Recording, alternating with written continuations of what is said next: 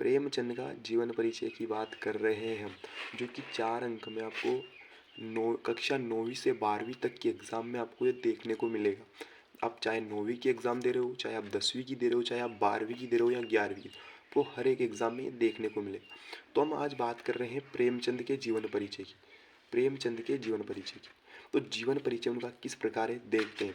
तो कथा सम्राट प्रेमचंद का जन्म, एक कथा सम्राट थे ये, जिनका जन्म 31 जुलाई सन 1880 ईस्वी में उत्तर प्रदेश के लामही नामक गांव में हुआ था।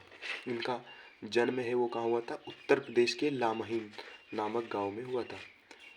इनका वास्तविक नाम धनपत राय था। इनका जो वास्तविक नाम था वो धनपत राय था। राइट। इन्होंने स्कूली शिक्षा पूरी करने के बाद, इनने जो अपनी स्कूली शिक्षा है वो पूरी करने के बाद पारिवारिक समस्या के कारण, पारिवारिक समस्या थी इनकी, उसके कारण ये बीए तक मुश्किल से पढ़ाई कर पाए।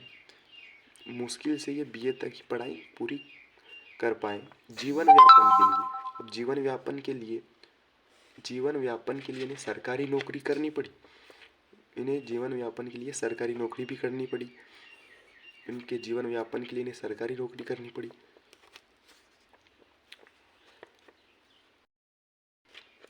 लेकिन महात्मा गांधी के असहयोग आंदोलन में सक्रिय होने के लिए त्याग पत्र देना पड़ा।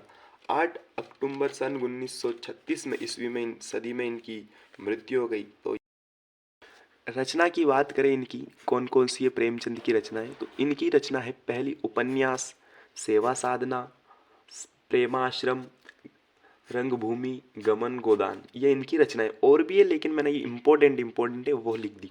अब इनकी कहानी संग्रह की बात करें तो कहानी संग्रह में पंच परमेश्वर, पुष की रात, बड़े घर की बेटी, इत ग्रह मान सरोवर, यही आपको लिखना है।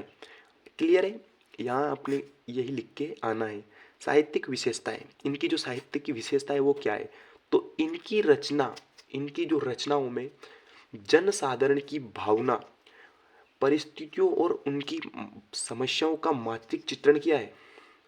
एक कथाकार के रूप में इन्होंने लगातार विकास किया है। 5 परमेश्वर जैसी कहानी तथा सेवा साधना जैसे उपन्यास के साथ सामाजिक जीवन को एक कहानी का आधार बनाने वाली यथार्थवादी कला के